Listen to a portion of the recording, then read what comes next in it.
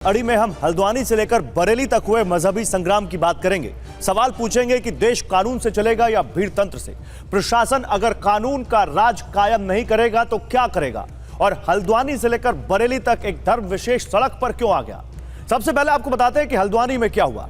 उत्तराखंड के हल्द्वानी में कोर्ट के आदेश पर नगर निगम की टीम अतिक्रमण हटाने पहुंची। हल्द्वानी के बनभूलपुरा में रेलवे की जमीन पर बना अवैध मदरसा गिराया गया और इसके अलावा वहां नमाज के लिए बन रही एक अवैध बिल्डिंग भी गिरा दी गई। इससे गुस्साए लोगों ने नगर निगम की टीम पर हमला बोल दिया। पुलिस बीच में आई तो उपद्रवियों ने बनभूलपुरा थाने को घेरकर पथराव किया और पेट्रोल बम फेंका। उपद्रवियों ने पुलिस को जिंदा जलाने की कोशिश की। हिंसा में अब तक 5 की मौत हो चुकी है, जबकि 139 घायल हैं। इसके अलावा 100 से ज्यादा पुलिसकर्मी घायल हैं। इस मामले में पुलिस ने 4 लोगों को गिरफ्तार किया है, 3 पर एफआईआर दर्ज हुई है और 20 लोगों पर साजिश का आरोप है। प्रशासन ने पूरे इलाके में कर्फ्यू लगा दिया है। पुलिस को शूट एट साइट के ऑर्डर मिले हैं। हल्द्वानी में पैरामिलिट्री की 4 और पीएसी की 6 कंपनियां तैनात हैं। इसी पर बात करें और डिबेट के लिए आगे बढ़े, उससे पहले आपको चश्मदीदों के बयान जरा ध्यान से सुनने चाहिए। बनभूलपुरा अतिक्रमण में काफी रूप से घायल हो गए। बहुत बड़ी ईंट लगी है मेरे यहाँ, ये पूरा टूट गया है। खून चोट लगी है पाँव में, पीठ में लगी है, कमर में लगी है, काफी चोटें लगी है। मुझे भी पाँव छिल गया मेरा, मैं गंभीर रूप से घायल हो गया हूँ। भगवान की कृपा से बच गया हूँ। हम भागे, वैसे करके भागे, फिर भी हम पे पेट्रोल फेंके, उन्होंने पेट्रोल के बम फेंके और पिस्टल चला रहे थे। और जैसा कि हर बार होता है, पक्ष विपक्ष में जुबानी हमले एक बार फिर शुरू हो गए। वो सुनाते हैं आपको। सभी से शांति बनाने का हमने अपील की है, कर्फ्यू लगा दिया गया है और जो भी इसमें दंगाई होंगे, जो भी इस प्रकार का अतिक्रमणकारी होंगे, जिन्होंने आगजनी की है, उनके खिलाफ कठोर कार्रवाई की जाएगी। हल्द्वानी जैसी जगह जिसके बारे में पहले कोई कल्पना नहीं कर सकता था, शांति सौहार्द का पर्याय हुआ करता था, आखिर किसने शांति भंग करने की कोशिश की। पूरे देश से ऐसी छवियां आ रही हैं। किस प्रकार के देश का निर्माण कर रहे हैं? क्या यह अमृतकाल है या विषकाल बना रहे हैं? मैं ये सवाल पूछता हूं केंद्र की भी सरकार से और उत्तराखंड की धामी सरकार से भी। चुनाव करीब आ गया है तो भारतीय जनता पार्टी यही करेगी। हल्द्वानी में पिछले वर्ष भी समस्या रही है, लेकिन अब ये करेंगे ही, इसलिए कि चुनाव करीब है। तो इसके द्वारा एक मैसेज भेजने का काम करते हैं कि देखो मुसलमानों को हम टाइट कर रहे हैं, ताकि लोग रोजगार का, शिक्षा, स्वास्थ्य, सब बातों से उनका ध्यान बट जाए। और इस पर बात करने के लिए मेरे साथ AIMIM के प्रवक्ता वारिस पठान है, सामाजिक कार्यकर्ता काजल हिंदुस्तानी है, इंडिया मुस्लिम फाउंडेशन से शोएब जमई है। मेरे साथ इस पर बात करने के लिए उत्तराखंड बीजेपी के प्रवक्ता सतीश लखेरा है और उत्तराखंड कांग्रेस की प्रवक्ता गरिमा मेहरा दसौनी है। आप सभी का स्वागत है। सतीश लखेरा, सुना आपने उदित राज को, वो कह रहे हैं मुसलमानों को मैसेज देने की कोशिश हो रही है कि टाइट रहो, ये कर रहे हैं आप लोग? स्वाभाविक रूप से जब जब कानून अपना हाथ पैर फैलाता है तो ऐसे तत्व बिलबिलाते हैं। उत्तराखंड में 526 अवैध मजारें हटाई गई, मंदिर भी हटाए गए, मगर केवल डिबेट अगर हुई है या विरोध हुआ है तो केवल मजारों को लेकर हुआ है। 3000 एकड़ जमीन जो उत्तराखंड सरकार ने ड्राइव चलाया है अतिक्रमण हटाने का, 3000 एकड़ भूमि खाली कराई गई है। सरकारी जमीन थी, कल वाली जमीन भी जो थी उसको लेकर ये लोग कोर्ट गए थे, कोर्ट से राहत नहीं मिली। उसके बाद सरकार ने अतिक्रमण हटाया। हटाने के बाद जब वापस आ रहे थे तब पेट्रोल बम, बोतलें, पत्थर महिलाओं को आगे करके चलाए गए और उसके बाद पुलिस वाले घायल हुए, पत्रकारों के कैमरे तोड़े गए, वाहन तोड़े गए, जेसीबी तोड़ी गई और उनको बनभूलपुरा थाने को जलाने की पूरी कोशिश की गई। अभी आप जो सुना रहे थे पुलिस वालों की, आप भी थी, तो आप देख लीजिए किस तरीके से षड्यंत्र किया जा रहा है और पूरे देश से बिना जानकारी के रहनुमा सामने आकर के बता रहे हैं कि ये अत्याचार हो गया, ये इन लोगों के साथ गलत किया जा रहा है। सरकार केवल अतिक्रमण हटा रही है और ये ड्राइव रुकेगी नहीं, ये काम चलता रहेगा, कानून अपना काम करेगा, सरकार अपना कड़ी कार्रवाई कर रही है। ठीक है, बाकी जो रोने वाले वो रोते रहेंगे। चलिए बताइए भाई, रोने वाले रोते रहेंगे। वारिस पठान, आप रो रहे हैं क्या इस घटना पर? पूरे देश से लोग अपना स्कोर सेट करने के लिए आ गए, ये बीजेपी के प्रवक्ता कह रहे हैं, जबकि प्रशासन कानून का राज स्थापित कर रहा है। देखिए अग्रवाल साहब, सबसे पहले तो हम वायलेंस का, हर तरह की वायलेंस का कंडेमनेशन करते, खंडन करते थे, खंडन करते रहेंगे। वायलेंस नहीं होना चाहिए, हर सबको कायदा कानून पालन करना चाहिए, किसी को भी कायदा कानून अपने हाथ में लेने का अधिकार नहीं है।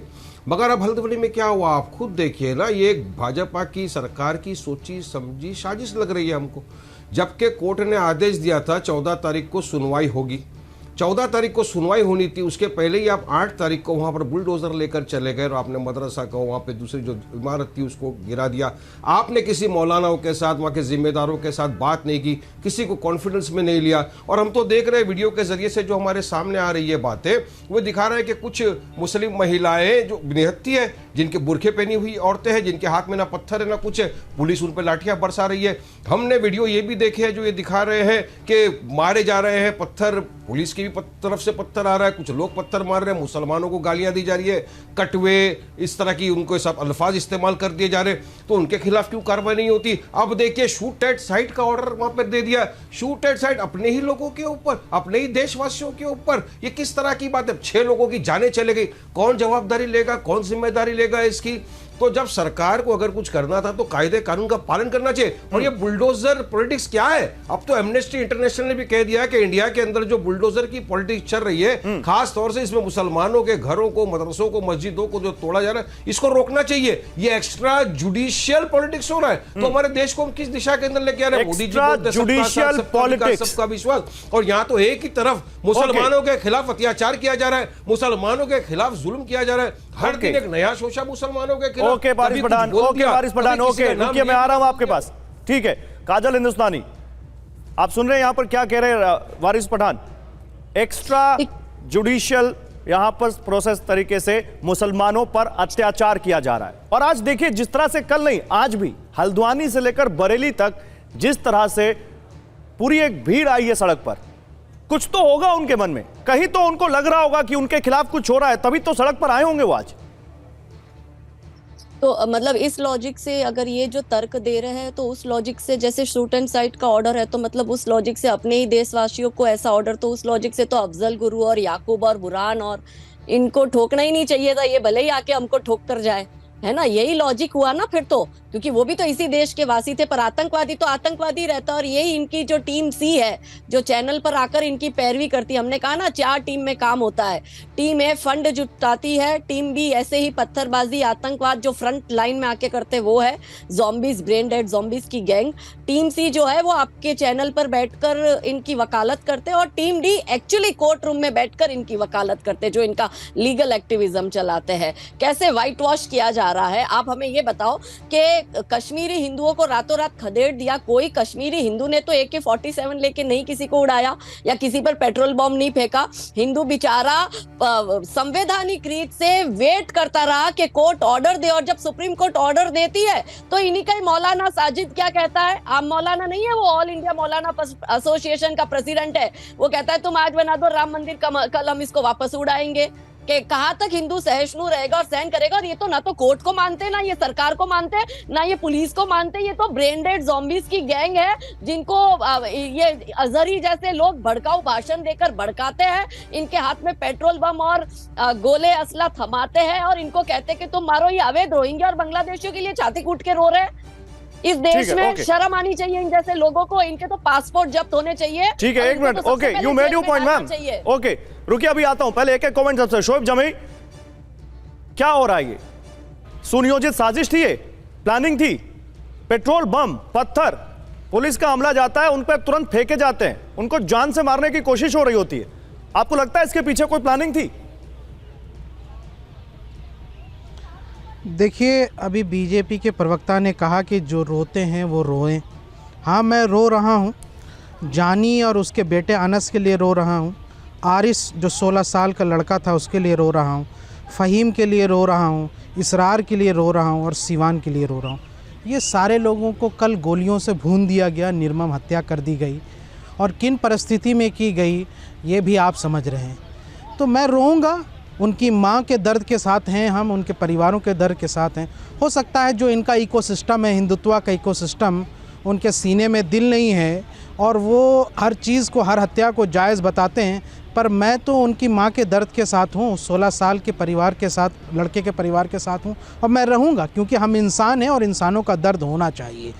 दूसरी बात यह है कि आप देखिए प्रशासन की इतनी जल्दबाजी है और उसके बाद जहां थाने में यहाँ से जब भीड़ जमा हो जाती है, फोर्स कहाँ था, इसकी भी विफलता क्या सरकार से नहीं पूछनी चाहिए। दूसरी बात, महिलाओं पे यहाँ से लाठियाँ बरसाते हैं बर्बर तरीके से और उसके बाद भीड़ नहीं जमा होगी। आपके परिवार और आपकी माताएं बहनें पर कोई चीज़ हमला हो जाए और उसके बाद क्या आप यहाँ से आगे नहीं आएंगे, उसका विरोध नहीं करेंगे?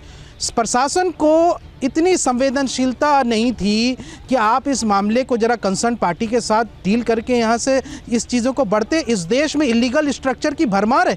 मैं देश के हजारों ऐसी मंदिरें दिखा दूंगा जो रोड के बीचों बीच बनी हुई है, लेकिन वो कोई इलीगल नहीं है, चलती आ रही है। अगर आप उसको यहाँ से हटाने के लिए डिमोलिशन ड्राइव करेंगे तो वहाँ भी पब्लिक जमा हो जाएगी। दिल्ली में ही हम आपको ऐसे सैकड़ों मंदिर दिखा देंगे जो रोड के बीचों बीच बनी हो। इलीगल और लीगलिटी का क्या कंसर्न इस धार्मिक खड़ा है तो दूसरे इलीगल स्ट्रक्चर पर कार्रवाई ना हो, आप ये कह रहे हैं। और जब नोटिस दे दी गई उसके बावजूद महिलाएं आगे आ गई तो वहां पर पुलिस को कुछ नहीं करना चाहिए। मैं आता हूं, एक मिनट शोभ जमाई, मैं क्रॉस क्वेश्चन नहीं कर रहा हूं, अभी आपको आप बोलने का मौका दूंगा। मैं गरिमा जी अब बची हैं कांग्रेस की प्रवक्ता, उनका कमेंट नहीं आया, फिर ओपन करते हैं डिबेट। गरिमा जी, आप लोग पॉलिटिक्स क्यों देख रहे हैं इसमें? अगर वहां पर एक मॉब ने कुछ वहां पर कानून अपने हाथ में लिया और प्रशासन ने उस पर कार्रवाई की, तो आप ये क्यों कह रहे हैं कि ये बीजेपी का चुनाव आते ही ये ट्राइड एंड टेस्टेड चाल है?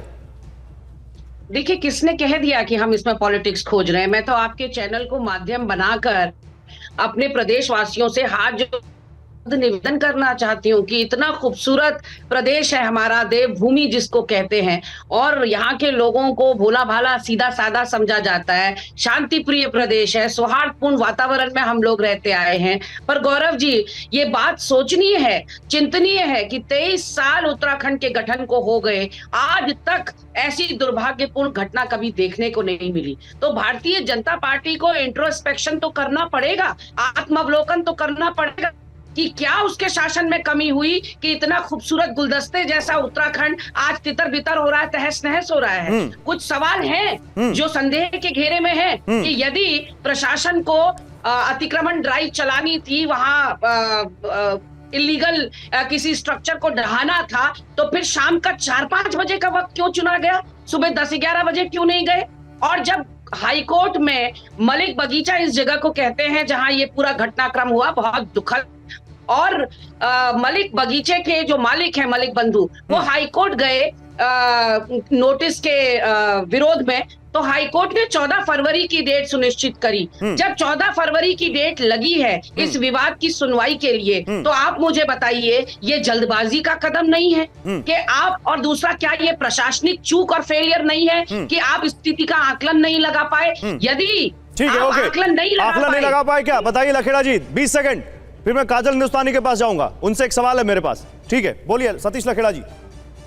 गौरव जी, क्या हमें दूसरे पक्ष के मन को देख के, उसका समय देख के, उनकी सुविधा देख के अतिक्रमण हटाना चाहिए? कागज नहीं दिखा पाए और अगर कोर्ट ने डेट दिया, कोर्ट में जाएं। और ये तो कोर्ट को न मानने वाले लोग हैं। जब राम मंदिर में फैसला आ गया उसको नहीं मान रहे, मस्जिद थी, है, रहेगी, तामीर करेंगे दोबारा, इनसे बात करेंगे, उन लोगों से जो कानून को कभी नहीं मानते आए हैं। और दूसरी बात, इनके पास रास्ता है जाने का। जो लोग मारे गए हैं, जिस उसकी जांच हो रही है, मगर एक भी दोषी बख्शा नहीं जाएगा। और जो ये हमारे भाई जुमई कह रहे हैं कि मैं रो रहा हूं, अरे भाई, बुरहान वानी ने हजारों को मारा, उन परिवारों के साथ रोए। कश्मीर में टारगेट किलिंग हुई, उन परिवारों के साथ रोए। अफजल गुरु ने जितने लोग मारे संसद में, उनके लिए रोए। याकूब मेमन के जो धमाके हुए उसमें रोए। इन्होंने कभी नहीं। ये तो अतीक अहमद जैसे आतंकवादी के लिए। ठीक है, शोएब जमाई इसका जवाब देंगे, लेकिन पहले काजल हिंदुस्तानी के पास। काजल हिंदुस्तानी, आप सुन रही हैं डिबेट में क्या सवाल आ रहे हैं? 2 सवाल आ रहे हैं। एक तो महिलाएं सामने आई थी, उन पर बल प्रयोग क्यों किया गया, और दूसरा शाम को क्यों गए? दिन में जाना चाहिए था, दिन में जाते, दिन में हटवाते वो अतिक्रमण। तो मतलब आप ये कह रहे हो 4 और 5 बजे का टाइम ऑफिस वर्किंग टाइम नहीं है, सभी गवर्नमेंट ऑफिस का वर्किंग टाइम सुबह 10 बजे से 6 बजे का है, तो वो उससे पहले ही गए। कांग्रेस के पास सर्टिफिकेशन लेने नहीं जाएगी कि आप प्लीज अलाउ करो हमें टाइम। सरकार अपने काम अच्छे से करना जानती है और ये कांग्रेस काम करना नहीं जानती, तभी आज विपक्ष में बैठी है और अच्छे से खदेड़े गए ये हर जगह से। हालांकि मैं किसी पॉलिटिकल पार्टी की प्रवक्ता नहीं हूं, लेकिन इनकी जो मंशा है फूट डालो और राज करो, वो हमें अच्छे से समझ में आती है और नेहरू गांधी के टाइम से ये मंशा चली आ रही है। दूसरी बात, महिला हो या बुजुर्ग, आप ये कहना चाहते हो कि उस लॉजिक से अगर कोई भी आतंकवादी महिला आतंकवाद कर रही है तो उसको छोड़ दो इस नाम पर के क्योंकि वो महिला है? आप क्या ये कहना चाहती है? तो जाकर देखिए जेल में, फिर जेल में क्यों महिलाओं के अलग से विभाग तो क्या अपने हक के लिए बात करना, अपने हक के लिए बात करना आतंकवाद है? नहीं तो पुलिस पर हाथ उठाना, पत्थर मारना, पेट्रोल पंप फोड़ना, ये शिष्टाचार है। आप ये कहना चाहते हो ये शिष्टाचार है? कौन से लॉजिक से ये शिष्टाचार है कि पुलिस को आम जनता मार रही है? राज्य मतलब पुलिस एक व्यक्ति ऐसा है जो आपको और हमको इन आतंकवादियों से बचा रहा है, ये पुलिस पे हमला कर रहे हैं। आज से 6 महीने वारिस पठान, बात में दम तो है। वारिस पठान, ओके वारिस पठान, 1 मिनट, नहीं गौरव जी मुझे खत्म करने दो पूरी बात। आज से 6 महीने पहले गुजरात के जूनागढ़ में इसी तरह से मजेवड़ी गेट पर अवैध दरगाह बनाई थी, उसका नोटिस नगर पालिका ने दिया था, कोर्ट से ऑर्डर आ गया था, वो हटाने गए थे और उस वक्त इन लोगों ने इसी तरह की पत्थरबाजी करी थी। पुलिस चौकी जला दी, पुलिस की गाड़ियां जला दी, पुलिस को मारा। आज से 6 महीने पहले की हर जगह ये ब्रेन डेड ज़ॉम्बीज यही करते हैं। ठीक, ओके, तो क्या करें, इनकी आरती उतारा? ठीक है, ओके 1 मिनट। वारिस पठान, आप एक बात तो सहमत होंगे ना कि किसी को भी इस देश में कानून अपने हाथ में लेने का हक नहीं है। पुलिस पर पत्थर मारना, पुलिस पर पेट्रोल बम चलाना, ये कहां से जायज है? 100 पुलिस वाले हैं जो घायल हैं। मैं अभी उनकी बाइटें भी चलाऊंगा, पीसीआर से कहूंगा अगर वो बाइट सही हो गई हो बताइएगा मुझे, मैं जाऊंगा इनके पास दिखाऊंगा, लेकिन बताइए आप। अग्रवाल साहब, 2 बातें यहाँ पे मैं कहूंगा। अभी किसी आपकी इस पैनलिस्ट ने कहा कि ये लोग ज़ॉम्बीज है, ब्रेन डेड ज़ॉम्बीज है, जो पहले प्लान करते हैं, फिर भाषण देते हैं, फिर कुछ लोग रास्ते पे उतरते हैं, फिर कुछ लोग चैनल पे आके बात करते हैं और उसके बाद कुछ लोग टीवी के ऊपर बोलते हैं, कुछ कोर्ट में होते हैं। तो मैं कहूँगा ये तो बिल्कुल सही बात बनाया इन्होंने। यही तो आरएसएस, विश्व हिंदू परिषद और इनका खुद का काम है। यही तो वो ब्रेन डेड ज़ॉम्बीज है जिनका काम है ये सब भड़काना। महाराष्ट्र में आके मुसलमानों के प्रति कितने अंगार वाली बात की इन्होंने, पता नहीं है आपको? मुसलमान के जेनोसाइड कर देना, मुसलमानों का नरसंहार कर देना, यही तो इनका काम है। पहले तुम भड़काओ, उसके बाद जब निहत्ती महिलाएं हैं उनको लाठी मारो। अरे लाठी मारने का अधिकार किसने दिया आपको? उनके हाथ में पत्थर था क्या? नहीं था। प्रशासन, कोर्ट कानून है ना, बुलडोजर लेके आप चले जाएंगे तो क्या कोर्ट प्रशासन क्या करेगा? बंद कर देगा। अरे कानून बोलता है A man is presumed to be innocent unless and until proven guilty by the court of law. Law magazine है उसके बारे में आपको क्या पता है? मगर आपको तो आग उगलना है, आपको तो वातावरण खराब करना है, आपको तो बेगुनाह बेकसूर मुसलमानों के खिलाफ इस तरह का अत्याचार करना। इसलिए मैं बोलता हूं इसकी पूरी तरह से इंक्वायरी होनी चाहिए कि कौन ने किया, क्यों किया। और अगर पुलिस को ऐसा था कि पत्थर रखे हैं, ये रखे, तो क्या प्रशासन सो रहा था? होम मिनिस्ट्री सो रही थी? इंटेलिजेंस का ये फेलियर नहीं है? तो अगर इंटेलिजेंस का फेलियर है, काजल जवाब देना चाहेंगे आप इसका? बनना चाहिए क्या वायलेंस नहीं होना चाहिए? अगर आप तो आज भी भड़का रहे हो वायलेंस को, आप तो आज भी भड़का भाषण दे रहे हो यहाँ पर बैठ के टीवी के चैनल के ऊपर, तो मैं तो चाहूंगा कि इस तरह के भाषण जो दे रहा है उसको रोको। और हमारे तो एक मौलाना ने कहा क्या, कुत्ते, वो अल्फाज तो एक शायर पढ़ के सुना दिया उन्होंने, लेकिन आप लोगों ने तो क्या क्या। वारिस पठान जवाब, काजल हिंदुस्तानी जवाब दे रही है आपका। वारिस पठान रुकिए, जवाब दीजिए, जवाब सुनिए। ये तो सारे आप लोगों के अल्फाज है ना। मैं ये है ना, क्या है ना, ये चीख कर जो चिल्लाते ना, उस पर मुझे बोलना नहीं आता है। इनकी तरह चिल्लाना और चीखना, पत्थर उठाना, वायलेंस करना, वायलेंट होना, ये सब हमें आता नहीं। हम शांति से जवाब देते हैं। नंबर 1 ये बात है कि जो सरकार के अंदर तो आता है, आपको आता क्या है? Just shut up, just shut up, brain dead zombie का पहले अपने आप को अपडेट कीजिए, आप क्या है? अब तो ढंग से बोलती हूं। आप भी वो you keep your mouth shut, don't plug, no don't do this, ऐसा मत करिए। पर्सनल कमेंट नहीं। देखिए, अगर आप लोग पर्सनली लड़ेंगे तो फिर मुझे दूसरे केस के पास जाना पड़ेगा। अभी मुद्दे पर रहते हैं, एक दूसरे पे पर्सनल कमेंट नहीं। जो खून के प्यासे हैं, ये पुलिस को नहीं छोड़ते। गौरव जी सोचो, आपकी और मेरी सिक्योरिटी की जवाबदारी इस देश में कौन लेता है? कौन लेगा गौरव जी? ऐसी ज़ॉम्बीज की गैंग आपके घर के बाहर आ जाएगी और पुलिस बचाने आएगी। आप सुनो डीएम क्या बोली, आप सुनो एसएसपी क्या बोले, लेकिन ये तो किसी बहुत सारी ज़ॉम्बीज की गैंगे घूम रही है महाराष्ट्र के अंदर भी। आप लोग सब लोगों को भड़काना काम है आपका, भड़काऊ भाषण देना काम है आप लोगों का। प्लानिंग करते हैं और वहां भी मुसलमान इनकी प्लानिंग को अंजाम देते हैं। यही काम है इनका, आतंकवाद फैलाना, भारत को खंड खंड करना, गजवाए हिंद करना। और ये मैं नहीं बोल रही, इनका मौलाना देश का वातावरण खराब कर रहा है, पूरा देश देख रहा है। कौन भड़काऊ भाषण दे रहा है, चुन चुन के मारेंगे, 15 मिनट नहीं, 10 मिनट नहीं, 5 मिनट नहीं तो सबको खत्म कर देंगे। तो आप लोगों का ही भाषण है ना, ये आप लोगों की भाषा है। आप लोग जरा अपने भाषण के भी जरा गौर करिए। 24 का चुनाव आने वाला, उसके पहले आप तो पूरी तरह से पोलराइजेशन, पूरी तरह से मुसलमानों के प्रति आप भाषण बोलेंगे, पूरी तरह से कौन को आप टारगेट करेंगे।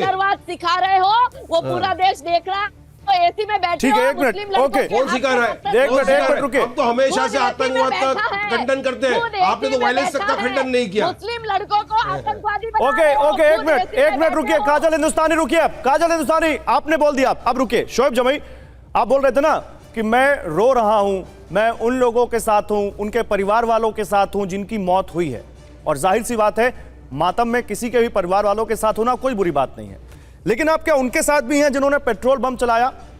आप क्या उनके साथ भी हैं जिन्होंने पत्थर मारे?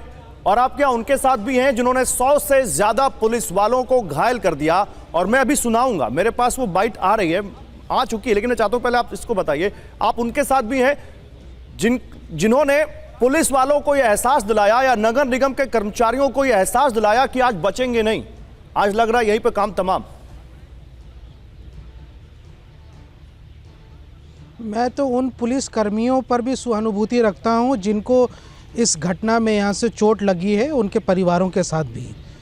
लेकिन मैं सवाल उन अधिकारियों पर ज़रूर उठाऊंगा जिन्होंने इन पुलिसकर्मियों को, इन बेचारे पुलिसकर्मियों को झोंका है उसमें। इन अधिकारियों पर सवाल जरूर उठने चाहिए जिन्होंने जल्दबाजी में और किस प्रेशर में, किस संगठन पेट्रोल बम चलाया जिन्होंने, क्या आप उनके साथ भी हैं?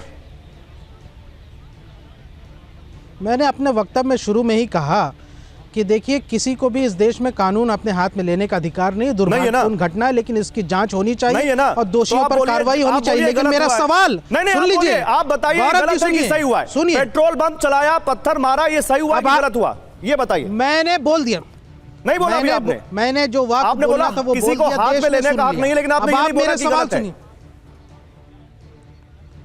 आप मुझसे नहीं सुनना चाहते, मैं जवाब दे रहा हूं। मैंने कहा कि अभी यहाँ भाजपा के प्रवक्ता ने एक बड़ा गंभीर बात कही है और उस पर शक और शंका होना बहुत लाजमी है। उन्होंने कहा कि जो है कश्मीर में ऐसा हुआ और बुरहान वानी के साथ ये हुआ और ये हुआ, तो इसलिए तो क्या वो जो घटनाएं पूर्व में हुई हैं, जो डेढ़ आतंकवादी थे, उसकी वजह से आप 6 निहत्तों की हत्या करवाने को जायज़ करा देंगे? इस देश भर में जहाँ जहाँ निहत्ते मुसलमानों की हत्या हो रही है, क्या उसका कारण ये है? क्या आप वो मानसिकता डाल रहे हैं और आप उसको जस्टिफाई कर रहे हैं? ये बहुत बड़ा खतरनाक और डेंजरस प्रेसिडेंट है। और इस पैनल में कुछ लोग ऐसे बैठे हैं, मैं कुछ सुनाना चाहता हूँ। अभी सुनिए शोएब जमई, आपको सुनना चाहिए। शोएब जमई, मैंने आपकी बात सुनी, हमारे तमाम पैनलिस्ट को और हमारे तमाम दर्शकों को अब जरा वो सुनना चाहिए जो उन लोगों ने कहा जिन्होंने उस रात को झेला, उनको लगा मौत उनके सामने खड़ी है। सुनाइए जरा पीछे। पूरा अतिक्रमण में काफी दूर से घायल हो गया, बहुत बड़ी ईंट लगी है मेरी यहाँ, ये पूरा टूट गया है, खून चोट लगी है पाँव में, पीठ में लगी है, कमर में लगी है, काफी चोटें लगी है, मुझे भी पाँव छिल गया मेरा, मैं गंभीर रूप से घायल हो गया हूँ। भगवान की कृपा से बच के आ गया हूँ, बच गया हूँ। फिर हम भागे, वैसे करके भागे, फिर भी हम पे पेट्रोल फेंके उन्होंने, पेट्रोल के बम फेंके और पिस्टल चला रहे थे ऊपर से, कभी बाहर से कोई बच्चे फेंक रहे थे, कोई शीशे फेंक रहे थे। वो तो जब मैं लास्ट ऐसा लगा करके उनको मर गया है, तब जाकर के मुझे छोड़ा उसने। सब तरफ से पत्थर आ रहे थे, आमने से, सामने से, दाएं से, बाएं से, तो सब तरफ से। हम बीच में थे, एक फील्ड टाइप का था, वहाँ थे हमको घेर लिया गया था सबको बीच में। कैसे नसीब से हम लोग बचे हैं हम ही जानते, ऊपर वाले को बहुत शुक्रगुजार हैं हम लोग। चारों तरफ से पत्थर आ रहे थे, कोई जगह ऐसी नहीं थी जहाँ से पत्थर नहीं आ रहे थे, चारों तरफ से ओनली टोटल पत्थर आ रहे थे। हमने पत्थर बरसते हुए ही वो बिल्डिंग को तोड़ा था और हमारे वापसी आने के बाद फिर गाड़ियों में आग भी लगा दी गई। फिर हमने सोचा कि अब नहीं बच पाएंगे बिल्कुल भी, तब हमने अपनी गाड़ी छोड़ के भागने का सोचा। तोड़ के वापस आए तो गलियों में चारों तरफ से वो लोग थे और वो लोग ईंट पत्थर ही मार रहे थे, शीशे की बोतल उनसे मार रहे थे। लग रहा था कि हम नहीं बचेंगे करके। अब बताइए शोएब जमई, अब इन लोगों का कसूर बताइए। इन लोगों को जिस तरह से पत्थर मारा गया, इनकी क्या गलती थी? वो जेसीबी ड्राइवर, वो पुलिस वाली महिला, वो पुलिसकर्मी, क्या गलती थी उनकी, बताइए। अब ये क्या प्रशासनिक फेल्योर नहीं है? इतने दिनों से ये साजिश चल रही है तो क्या लोकल इंटेलिजेंस क्या सो रहा था क्या? या प्रशासन की यहाँ से सो रही थी? ये कहाँ, ये राज्य सरकार से नहीं, ये बहुत अच्छा सवाल है। नहीं, very valid question, valid question, बिल्कुल सही सवाल पूछ रहे हैं, बिल्कुल सही सवाल पूछ रहे हैं। लेकिन प्रशासनिक फेलियर होने के बावजूद आप मानते हैं कि वहां पर असामाजिक तत्व है जो प्लानिंग कर रहे थे इस हिंसा की? आप मानते हैं ना ये प्रशासनिक फेलियर है? मैं इस पर सवाल पूछूंगा, लेकिन आप मानते हैं कि वहां पर प्लानिंग चल रही थी? असामाजिक तत्व जो है वो हिंदुत्व संगठन के थे जो पुलिस के साथ मिलकर के मुसलमानों पर भी यहां से पत्थर बरसा रहे थे और कटुए कटुए के नारा लगा रहे थे। ये पूरा देश में वीडियो वायरल हुआ। चलाएंगे आप? हिम्मत है उसकी? कौन थे ये प्रशासन और मुसलमानों के बीच में झगड़ा नहीं था। अरे अब कोई भी वीडियो थोड़ी ना चला देंगे जिसकी पुष्टि ना हो। हिंदुत्व संगठन वीडियो तो वही चलेगा जो हमारे पास जो पुष्टि होके आ रहा है। कोई भी वीडियो आप दे देंगे, चला थोड़ी ना देंगे। आप बैठे हैं, आप बोल रहे हैं ना। काजल हिंदुस्तानी जवाब देना चाहती है आपकी बात का। ओके, काजल हिंदुस्तानी, मैं आ रहा हूं लखेड़ा जी। काजल हिंदुस्तानी आपकी बात का जवाब देना चाहती है। काजल हिंदुस्तानी बोलिए। चुप करो काजल हिंदुस्तानी। नहीं, काजल हिंदुस्तानी प्रशासन का फेलियर है कि नहीं, आप बताइए। एक मिनट, शोएब जमाई रुकिए। काजल हिंदुस्तानी प्रशासन का फेलियर है या नहीं, ये बताइए। गौरव भाई, मैं तो ये सामने प्रश्न करती हूँ कि इनके कहने का मतलब ये है कि आतंकवादी तो आतंकवाद करेगा ही, तुम प्रशासन के लोग बॉडी लेकर बाहर क्यों जा रहे हो? वो तो पत्थर मारेगा ही, वो तो अवैध अतिक्रमण करेगा ही, तुम लोग जा क्यों रहे हो अवैध अतिक्रमण तोड़ने? ये इनका मतलब है प्रशासन का फेलियर है। प्रशासन को उसी वक्त, अरे भाई अवैध, आपकी सारा मामला ही अवैध है। क्या बातें करते हैं? इस देश में यहाँ से हजारों यहाँ से धार्मिक स्ट्रक्चर है। इस देश में हजारों धार्मिक स्ट्रक्चर हैं जो अवैध हैं। अवैध सारे हटने चाहिए, अवैध सारे हटने चाहिए। एक भी चार मीनार के सामने जो मंदिर है वो अवैध नहीं है क्या? तुम्हारा चार मीनार के सामने जो मंदिर है वो अवैध नहीं है? तोड़ेंगे क्या? तोड़ेंगे क्या उसको? अवैध नहीं है। पहना दी है अपनी, वो मंदिर। अरे जाओ भाई यहाँ से। लक्ष्मी जी का मंदिर था। सारी चीजों पे तोड़ाई होगी।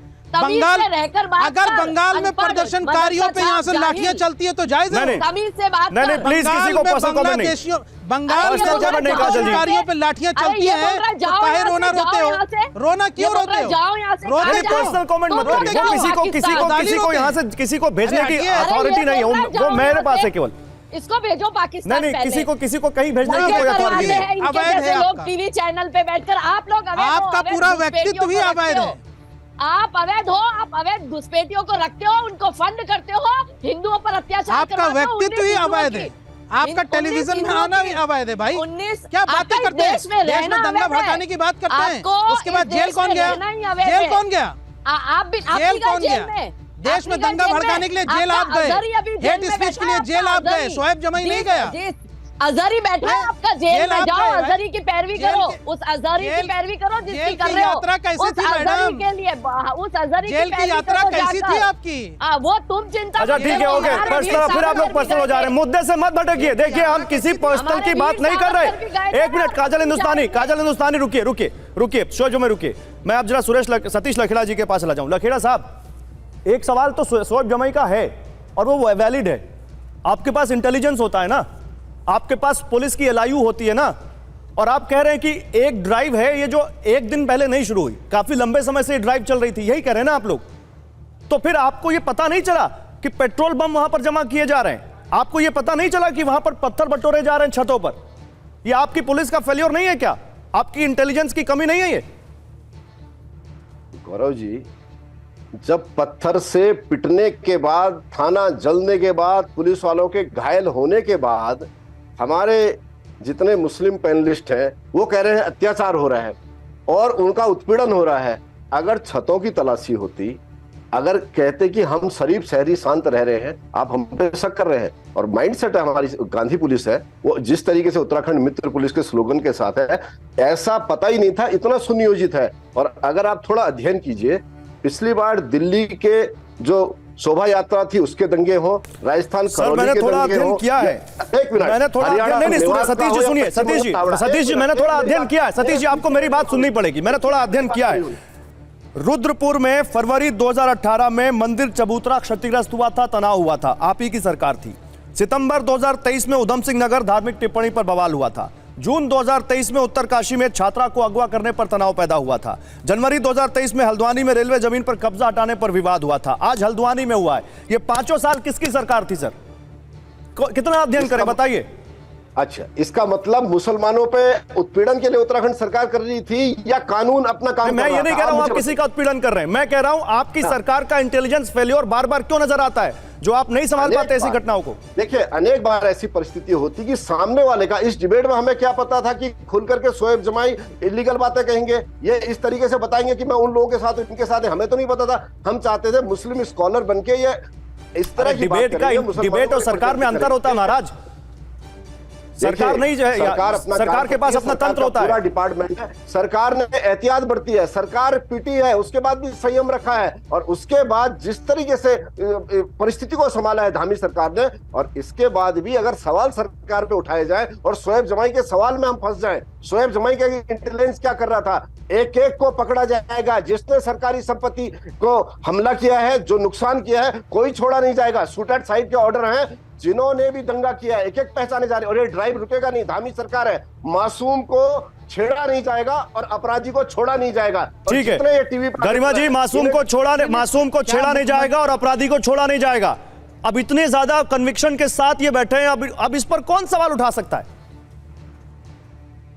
देखिए गौरव जी, हम लोग भी इसकी जुडिशियल इंक्वायरी की मांग कर रहे हैं, और प्रभाव से डीएम और एसएसपी वहां के जो हैं, उनका रोल इसमें उतना मुस्तैद नहीं रहा जितना रहना चाहिए था। बहुत सेंसिटिव प्रकरण था कि आप एक पूजा स्थल तोड़ने जा रहे थे तो आपको उतना अमला लेकर जाना चाहिए था, उतनी सुरक्षा लेकर जानी चाहिए थी, और समय रहते जाना था। आप शाम के 5 बजे अंधेरा पर वहां पहुंच रहे हैं, तो ये सारे जो लेकर्स हैं, जो लोकल इंटेलिजेंस का भी फेलियर है, तो तत्काल प्रभाव से इनको तो पहले पद से हटाया जाना चाहिए, क्योंकि इनको देखकर और आक्रोश उत्पन्न हो रहा है। वही मैं ये कहना चाहती हूँ कि आपने अभी 5 मामले गिनाए, इसमें पिछली बार आपने पिछले साल का रेलवे का भूमि का मामला गिनाया, वो यही पूरा भूमि है जहां आज इतनी हिंसा हुई।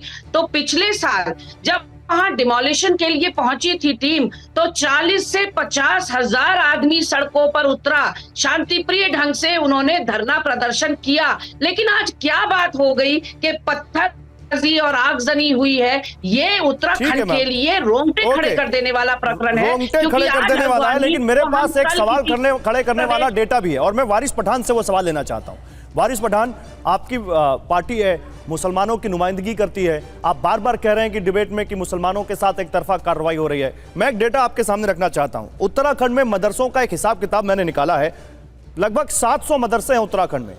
जो मदरसा बोर्ड से रजिस्टर है उनकी संख्या 415 है, वक्फ बोर्ड से जो रजिस्टर है वो 115 है, और इन दोनों को जोड़ दें तो उसके बाद 170 मदरसे ऐसे हैं जो बिना इजाजत के चल रहे हैं। आपके हिसाब से उनके साथ क्या होना चाहिए?